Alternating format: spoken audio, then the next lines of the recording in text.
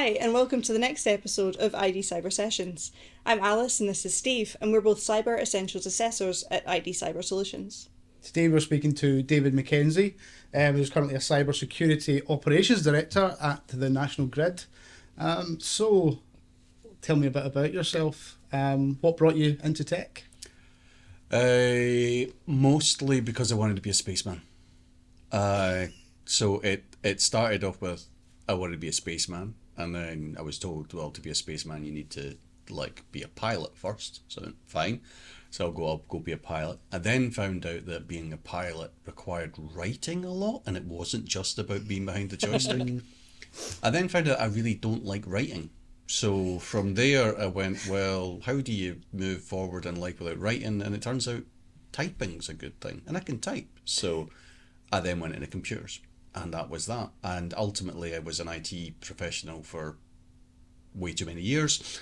And then I essentially just ended up doing third line support for an education firm, and then ended up doing an awful lot of incident response because ransomware and that sort of thing was really starting to hit home at things like primary schools and secondary schools, and I ended up doing an awful lot of incident response and dealing with people on their worst days, and then moved on to how do we do some vulnerability management and that sort of thing, and try and do it at scale, and that became my thing. And eventually somebody reached out that I'd worked with before and said, you want to come do security for real in an actual MSSP? And I was like, yay, sure, why not? And so that was that. So my official kind of move into security was 5 years ago or so. So it wasn't even a decision for you, it was just a case of... like many things in my life, it just ended up happening and I went along with it.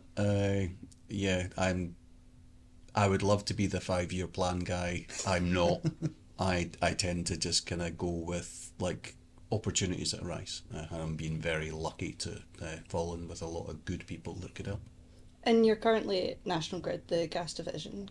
Yes. Can you tell us a bit about what you're doing there? What your day-to-day responsibilities? What is it that you do? So in a couple of weeks' time, National Grid will actually divest themselves of the gas business, the bit that deals with the gas pipes that gets the gas around the country, and that's been sold off into a separate company. So I am going to be building the cybersecurity operations for that, which is critical national infrastructure, SOC, incident response, threat, all the bits and pieces. But essentially it was a really odd kind of confluence of events that ended up saying, hey, do you want to do a greenfield install of a security department, but it's for critical national infrastructure? It's like, yes, that sounds pretty amazing and a very unique circumstance to be able to sit there and say, yes, you have the opportunity to do it right from the very beginning with all the modern bells and whistles. Must be high pressure though, working with critical national infrastructure. Not yet, it isn't, because I'm not responsible for anything yet. In a couple of weeks' time, that's when it really starts to fight. So whenever I work with people or customers or organisations, the thing you end up going is, what does a bad day look like for you? And most people go, oh, right, we would go out of business if we had, if we were down for a month, then, we'd have to fold up shop and everybody lose their jobs. And you're like, yeah, that's bad. That's fine, we can work with that. When I asked the same question of the team that I work with now, they came out with, it would cost around £7 or £8 billion. Some places may be without gas for up to 3 years, and 1 in 20 households could have a death in cold weather. Oh. And you're that is really, really, really bad worst case scenario, but that's the one that you go, that's the day we never want to have. Yeah. You can have bad days, but you never want to have that bad day. Strictly speaking, there is an awful lot of, in theory, you would need to do this, and this to empty pipes and all these sorts of things. These are things that nobody ever does because it's that DR scenario that you can never test. So Yeah. like they could build another one over there, and they do. They've got like massive plants that just simulate things. And they go, yeah, in theory you do this, we do this, we practice it, it's great, but they've never needed to do it anywhere live. So you just sit there and go, yeah, if it went really, really badly wrong, it could take them up to 3 years to repair as is sort of thing. So you go, right, you would end up with alternate solutions. But Wow. yeah, it becomes a, but yeah, it's a big threat and a big scary thing, but it's just like the next scary thing. So it's like the worst thing that ever happened to you is the worst thing that's ever happened to you, and that feels devastating. The person next to you might have a thing that's on the grand scale and the things is much worse, but they can't feel any worse than you feel as you are. Yeah. So yes, it's a scary thing, but ultimately it's a risk and it's a thing that you're looking to prevent. And as long as you put your processes and your procedures and all your tech and get it right, then that's what you're preparing for. But yes, it sounds terrifying, and it is terrifying. But then so is if you're a company that's got 10 people and they're all going to potentially lose their jobs, that's going to seem really terrifying in that Yeah. moment as well. Yeah, the whole 1 in 20 households death thing, that was just like, no, that's just, but that is the worst case scenario. But I suppose that's where you know what your aim is, and that your team It can is. make sure the team kind of knows what they're protecting. It also comes down to that if you had it so badly wrong that gas didn't flow, well, a good portion of your electricity comes from gas power stations just now, which means that you would end up with an electrical shortage as well, and that would probably cause us more grief than just the gas being off, because at that point you start losing electricity, you have blackouts, and there is a whole bunch of disaster scenarios that are nothing to do with National Grid, but sit there and say society breaks down if this one key part of services breaks. You get a domino effect and society breaks down inside a fortnight. You're like, oh, that sounds like a science fiction book, but apparently they modelled it and stuff. So there is some really interesting risks. But on the plus side, most cyber professionals going into an organisation have to justify that there is an actual risk and a problem that people need to worry about, and then argue for the money. We don't have those problems. We know we have nation state actors that are trying to get into our systems. And when you can articulate risk, then essentially you go through a framework and then they go, yep, that risk is there. And how you're going to solve it's like that, there's the money. So it's a weird, I mean, the budget thing's horrible. Yeah, it's a very unique, bizarre way of being funded, but nobody ever says there's no risk. That would never happen to us. They immediately move the scale of risk isn't just the could it happen, just presume it will happen, how will we deal with it? Or make it go away so it can't happen. There's no could. And when you're looking at it like that, life does become significantly easier than some law firm that's trying to justify, a next gen firewall or X or, even Cyber Essentials and stuff. Yeah. It becomes we don't have those problems. We have a lot of unique and interesting problems, but we do not have the justification problem, which is a big problem in cyber. Wow. That's some scary stuff, but also you seem to have it, or should have it in hand. So going back It says to hopefully. Yes, it says hopefully. So obviously going back to sort of working at MSSPs. I've worked at MSPs, so it's more about what's the difference between the two, and how did your experience with MSSPs sort of? So there's an MSP and an MSSP have different jobs to do. Like one's IT, one's security, and ultimately they both have the same problem, which is how to deliver the service at scale. And I've worked in an MSP and worked nearly running an MSSP, and so I found that the problems you have when you're looking for solutions to problems stay exactly the same between the two types of businesses. Because there might be a really good tool out there to do X to solve problem Y to reduce risk, blah, but it doesn't scale. And so it's fine for one organisation, and maybe you could stretch it to 2 or 3, But when you want to have 50, 100, 1,000 customers, 95% of the tools out there won't work for you, or you cannot make money. You mean you could sit and go, but you end up hiring 3 people per customer. Yeah. But the customer isn't paying you that amount, and at that point you're right, you have to bring cheaper people in, and then the service can suffer and all these sorts of things. So juggling MSSP becomes the problem is around that scalability. So you end up creating some really unique situations for people to work in, which is really, really valuable in terms of a cyber career. Because you're going to see a lot of different things. If you come out of uni as a graduate and go into a law firm to be the person that looks after the firewalls and does vulnerability management, and that person only ever going to see those systems, and you're going to spend 18 months to 3 years there, and you're maybe going to get to buy some new stuff, but at that point you're not really doing anything else. You're not seeing any other systems. When you deal in an MSP and an MSSP, you get a massive amount of variety. You don't get the same level of ownership and touch. You're not really there. You can be an MSP that's embedded in and that's really the same as working for the company. If you're doing the pure 100 customer play, as much as you want to, there's only so much context, etc., that you can get from any particular incident, and so there's a balancing act against cost versus having your own in-house people.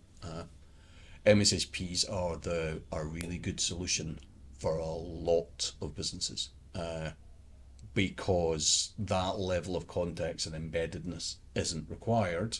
Whereas when you start going up to the kind of top levels of risk, where you're a bank or a national provider of some sort of service, at that point things start to switch over. The problem is you then still need MSSPs, but in a different way. They're not providing the whole service, but they can provide you sets of services.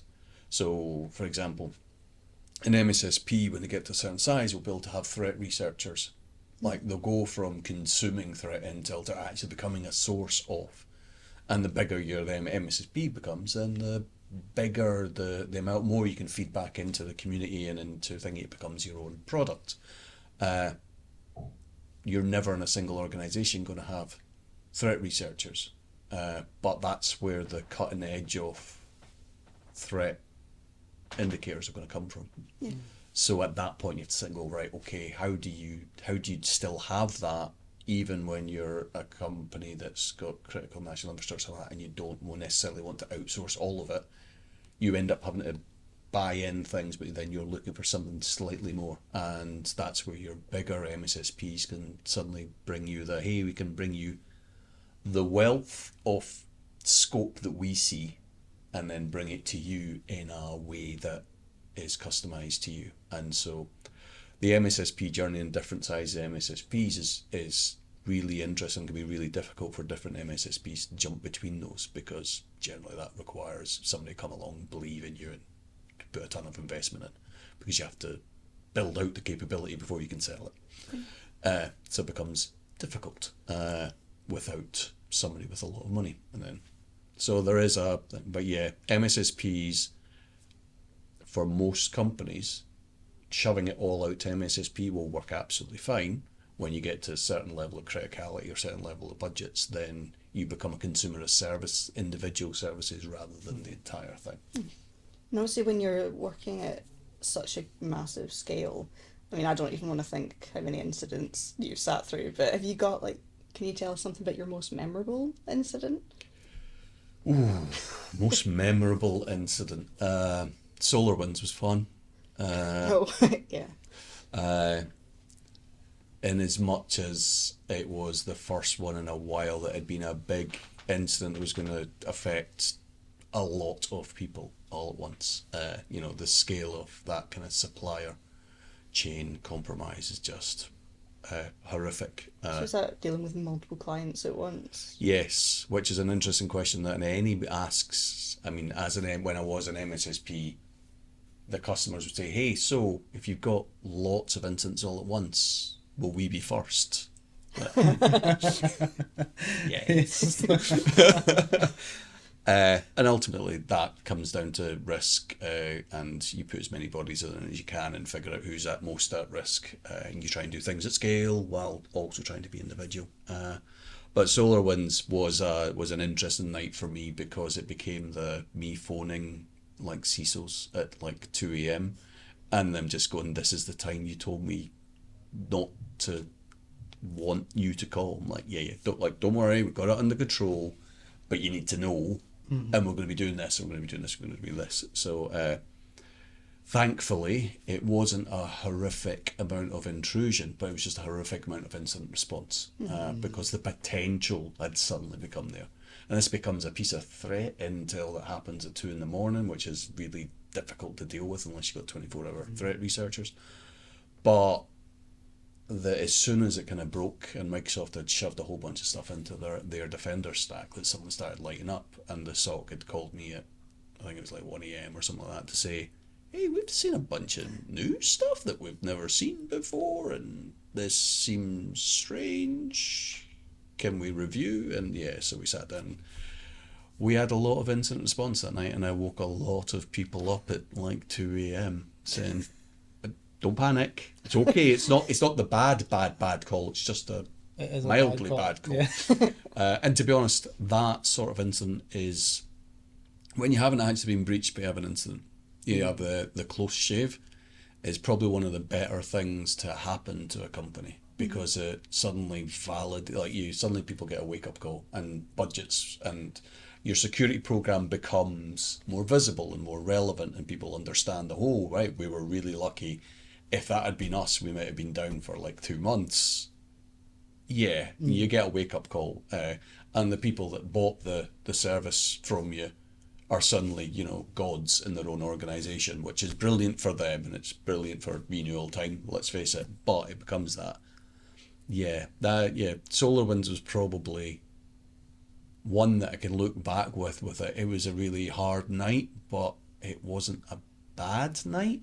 Yeah. Whereas there was always worse. A lot of the other ones were just, somebody's having a really bad, they're going to have a bad time. So thankfully for me, my most memorable incident was the one where I had to do an awful lot of work, but there was no intrusion, which was absolutely fantastic. But yeah, let's focus on the positive ones. Yeah. So, that's my memorable incident. It's a good one. SolarWinds was a beauty. So we were talking off camera before, and there's a story that you were telling us before, and I just want you to share it. Right. So this is a popular one from. I do a talk like at different places, and it's a choose your own talk. People get the option to choose things, and one that always gets picked was why what you drive matters.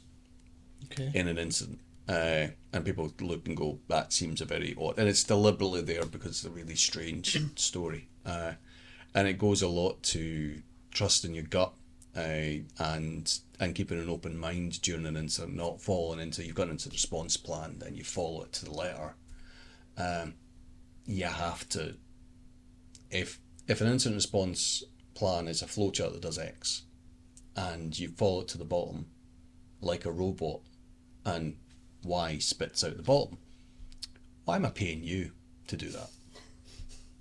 It's like, I'm paying you because you follow the plan to make sure nothing gets missed, but as a cyber professional, as somebody with experience, and you can look at the nuance of things and go, this doesn't seem right.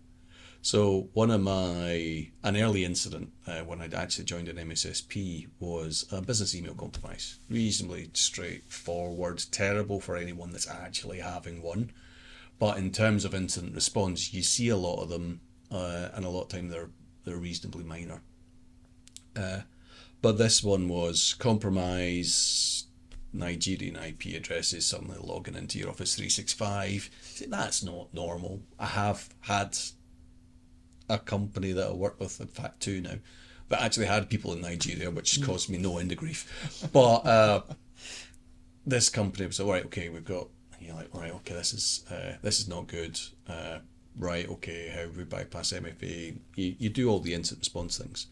And you realise the breach is not just a single mailbox, it's actually a few. And you're like, right, okay, do you have anybody that works outside the UK, anybody that's on holiday? You go and get that information because you've got so much data coming out of Office 365 telling you all about all these logins and all these things happening. You're right, okay, no, we have nobody outside the UK. Fantastic. Let's just do this really basic thing of saying, let's go investigate everything that's outside the UK.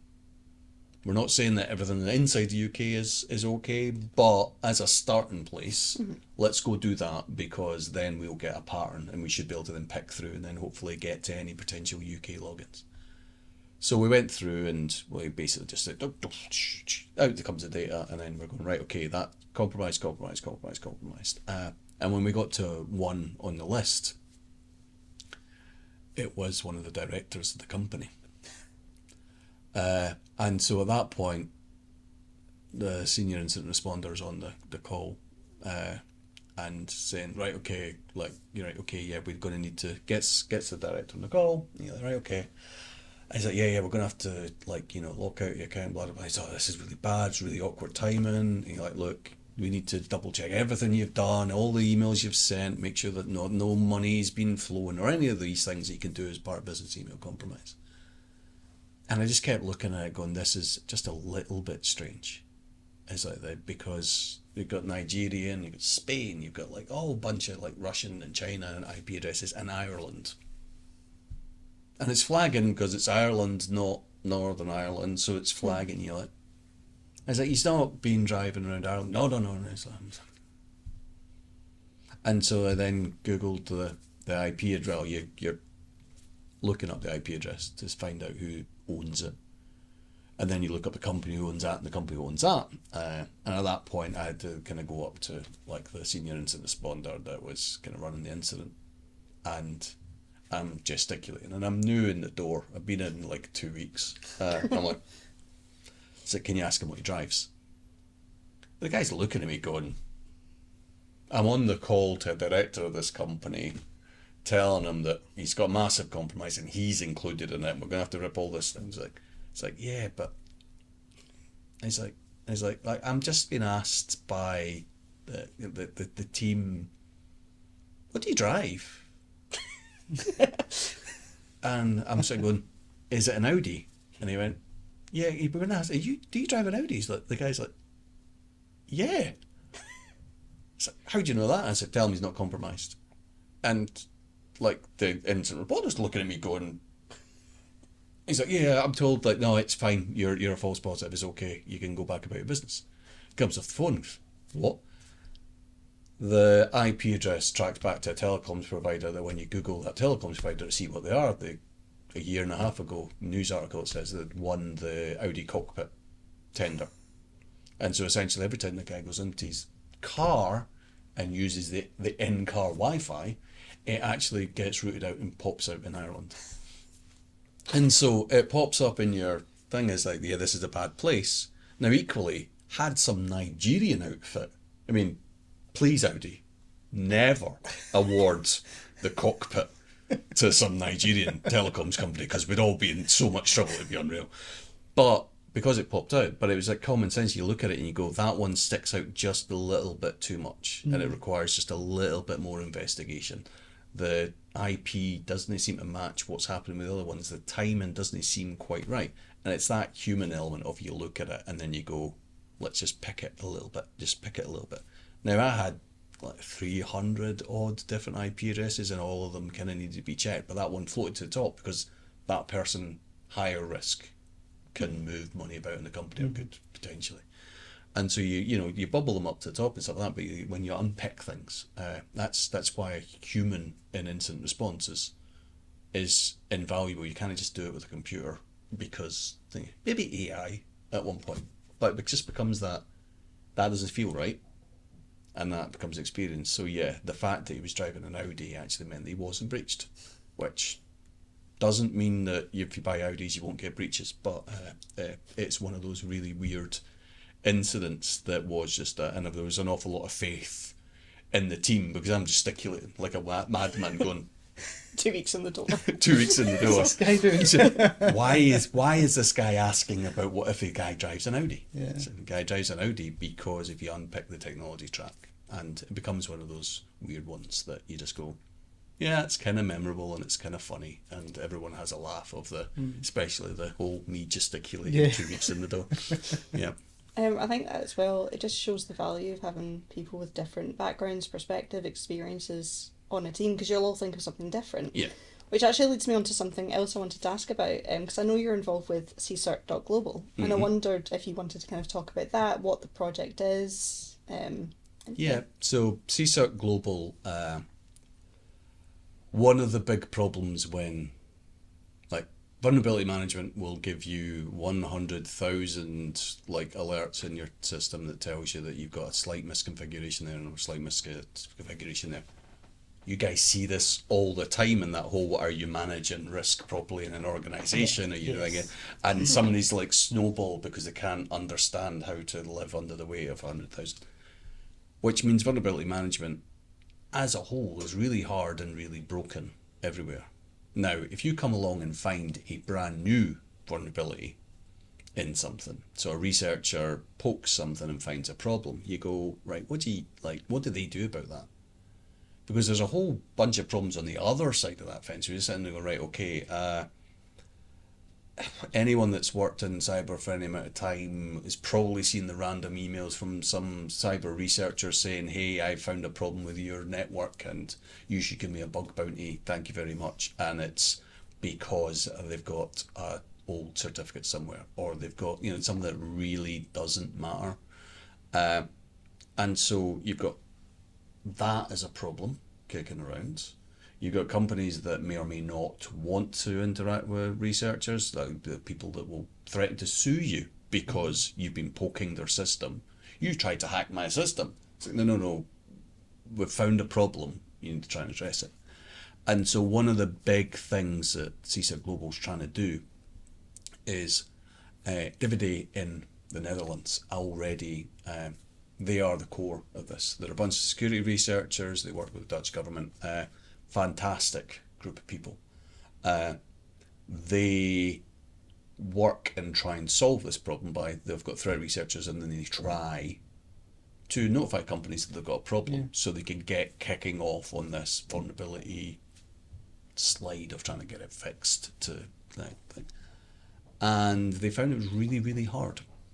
Now they've got some amazing successes and some of the biggest breaches and biggest vulnerability disclosures and stuff like that have come out in the last couple of years. When you poke under it, they're directly responsible for. But they do have a problem that less than 1% of the people they reach out to actually respond and fix. Mm-hmm. So what they're trying to do is create a chapter around the world. So CISA Global is the global name for it. CISA Global UK is a chapter that's been founded by a few of us that is trying to build the UK arm of this. And essentially the idea is, if a vulnerability is found, getting notification to the people that have the problem, whether it be the vendor or people that are using that vendor's, it's much better if it comes from a local voice. You can have far more successful. If a random Dutch person phones you and says, you've got this problem, you're not going to necessarily take them seriously. But also, if you build a community of people that know people, then what we end up doing is does anybody know somebody that works for X? And it's amazing how fast you can actually get an answer on that one. You ping it out on Twitter, you ping it out in a couple of Discord groups, and all of a sudden you're chatting with X. And by building the community and using the community that's already there from things like B-Sides and all these different conferences, we all kind of know each other and we're kind of getting into that. So CISA Global UK is the UK branch to build that little community of people that sit there and say, hey, you're getting a level of trust, because everybody's somebody that we know and somebody that we can trust, because you're going to be getting told about vulnerabilities before they necessarily get announced everywhere. So you're actually like right at the very front of and reaching out before any announcements are made, before to make sure that people are as safe as possible. So being able to reach out and work with people and to sit and say, so that working with the NCC and things like that, to sit there and go, right, okay, yeah, we are a local chapter. We are going to get random pieces of information that says, hey, you need to worry if any of your people have this, or we've done a scan, these companies in the UK are going to be affected by this. Having that local network of people to sit and say, right, okay, let's go and talk to them and give them a heads up and get them patched, fixed, whatever, ahead of any massive announcements and things like that. It's at the beginning of the journey for CSIRT Global. They did such a good job doing it in the Netherlands. They are looking to create chapters all over the world. They basically just want to do this. So there's one coming in the States, and we've had numerous volunteers from people that have seen me or others talk to sit and say, hey, oh no, I can do it in my country. That's not a problem. And it's about building that trust network, because what we're getting is really sensitive, and it's not one that you can just throw out on Twitter. Yeah. And sometimes it will get to the point where if you see the CSIRT Global UK or the CSIRT Global Twitter thing saying, does anybody know somebody that works for that? It's because we've already exhausted our internal network, and we really need to go and talk to someone from there. So we have a whole bunch of really good contacts and a bunch of really good friends that we can sit there and go, right, okay, let's just keep expanding that circle. But yes, it's going to be an uphill battle. It always is. But anything you can do to make the internet a little bit safer for everybody is a good thing. It's a good thing, definitely. So, with your experience and obviously what you're working on just now, what do you currently see as the biggest cybersecurity threat at the moment?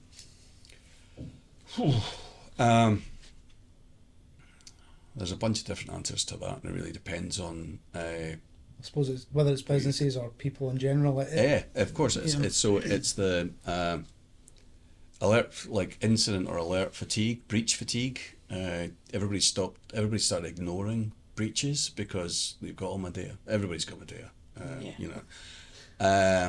And so the outrage that a breach should cause to go and fix something doesn't exist anymore. That's not a good thing. That's a big threat.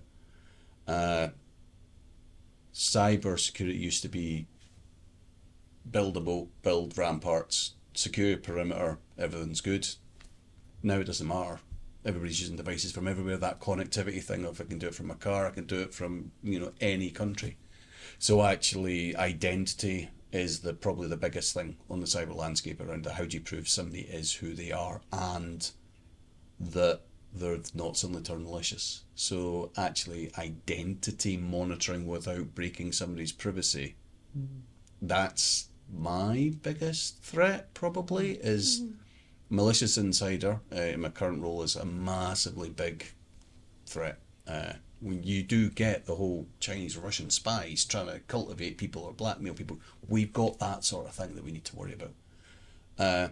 And so, yeah, you're in the cloud, you're in multiple clouds, you're on-prem, all of these things, you have all these different identities, trying to have them all in one place that you can monitor it without making it seem like you're spying on your employees is a really interesting problem, and it's the problem that everybody's got because everybody's got their email on their phone. Yeah. And it went from only on my corporate phone to I don't want to carry two phones, so I just use my own phone.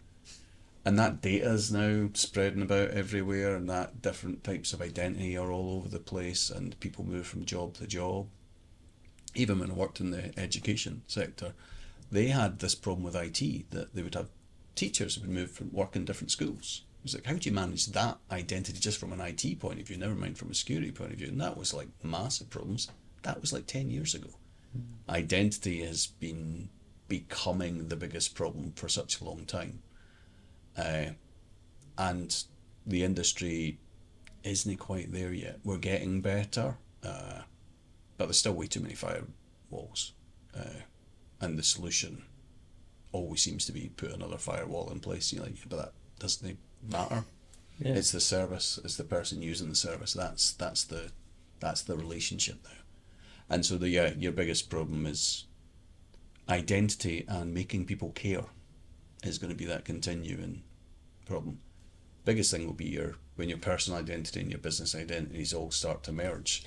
Every single breach that you have personally as a person, someone comes into play as well. Which we also see already in Cyber Essentials with like BYOD. Yep. It's like, that's why they're part of the assessment for precisely that reason. Yep. Yeah. So yeah, it's people. And so I was going to ask about how you saw cybersecurity changing in the next 5 years, but I don't know whether, like, do you see it being like the identity management being the big problem still, or is there something else that you see kind of? I think, identity is going to be the big thing. I think there's way too many like silver bullets being sold in the industry, and I think we need to understand that we're not necessarily going to be able to fix anything with one silver bullet. And so you're going to get an awful lot more sales pitches around the single pane of glass, the management across multi-cloud, identity management across multi-cloud and on-prem and all these sorts of things. All those tools, that's where it is now. That's what your vendors are all doing right now. They're doing vulnerability management across entire estates in a single pane of glass, and identity management across a pane of glass. We're going to have to make sure that we, as a cyber industry, take that stuff on board and keep moving forward with it, because every time we fix one problem, it's whack-a-mole. Yeah. You're going to get another one. And I think the problem is sometimes we just end up sitting with if you spend a year on a project to get something implemented, the odds are it's probably out of date by the time you got it.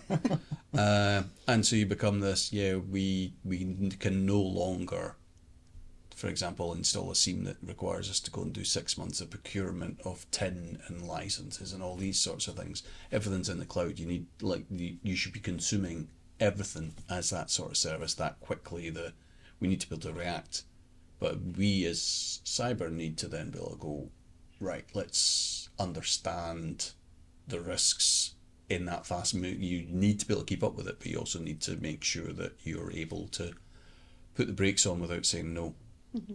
So that becomes our biggest problem. Is we traditionally said no, we can't say no, and yet we're still responsible for guiding people into the right direction. So now it's nudging people towards nirvana rather than saying no, because that's not my nirvana. That's really an interesting way of looking at it as well. So, in terms of just general organisations, in your opinion, what can organisations do now to protect themselves from any sort of cyber attack?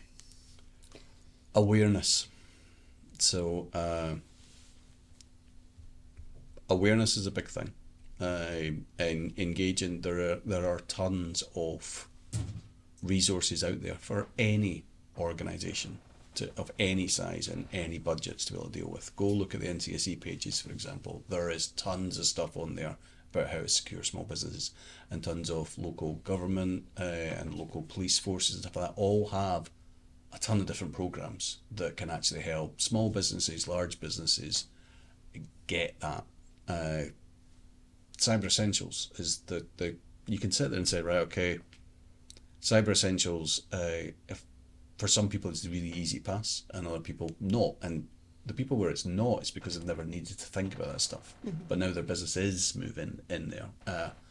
And I think the original goal of like Cyber Essentials to try and bring every company's base level of security up a notch and have people have that awareness is an absolute fantastic thing.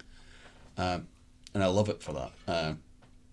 I remember the first time coming across it, I hated it because I had a customer in an IT world phone up saying, "You've got too many domain admins on my network because I'm not going to pass my Cyber Essentials." I'm like, hang on, what? And then you go and read about it and you go, right, okay, yeah, you're right. You should have the minimum number of like admins, but you should also have named admins. And I got named admins and I manage them. I'm an MSP. You might have 30 different engineers log in. In fact, you might have up to 100 different engineers log in. We managed that.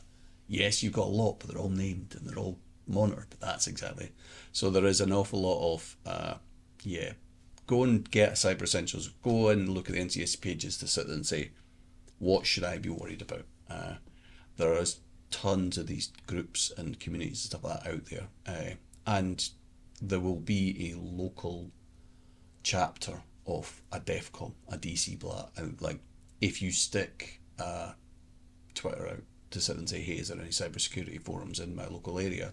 Guarantee you somebody will come back and sit and say, yes. Send one of your IT guys along and meet some people and then say, and that doesn't cost you anything other than pay for the IT guys dinner. And you can go out and start meeting things, and that will bring up the awareness. And it's just engage with community, because community is free. And there's an awful lot of people in the cyber community that are incredibly helpful and incredibly nice and will help anyone. So small businesses and stuff like that, go, just reach out and people will actually come and help. I think that's a fantastic answer. And actually what you were saying about people as well kind of leads me on to my next question, which is there a particular person, like a mentor, someone who's really kind of influenced you? I know you say you haven't had a 5-year plan, but it's not to say there's a subconscious mentor sitting there. I think I've not had one mentor, and I've not had an official mentor that, like a mentorship program. So I've been mentors for people. There are some people that are incredibly good mentors that can help you guide your career and stuff like that. I've never had one of them. Part of me wants to go back to 20-year-old me and say find one. But I think the mentorship doesn't have to be one person. It can be anyone around you, whether that person's been in the industry 30 years or whether this is their first cyber job. Everyone has a perspective, and you just listen. And as long as you listen and engage with people, then every person around you can be a mentor, and just even if it's just in one tiny opinion. And you should never invest overly in one person's opinion. I think rotating mentors or having different mentors is a really useful thing, because otherwise you run the risk of becoming a clone of your mentor, especially if your mentor's not particularly experienced in doing it. You end up with they have a view of the world and it becomes your view of the world, and that's super important to make sure that you have lots of different mentors, lots of different voices giving you opinions in your life. I once was given a talk, and one of the bit was diversity, and I was like, and you were there, and yeah, the guy said, I've started my own business, but and I know what you say about diversity. It's really, really hard because I heard all my friends and we started a business. It's really good, but we're all white guys.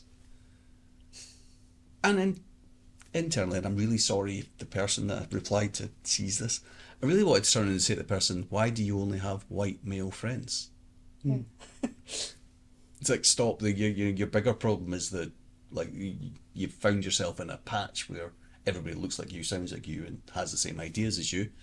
That's not good for an organisation. It's not good for anything. You need that diversity and things. So making sure that you have diverse mentors. That everyone that speaks to you essentially is a mentor in some way.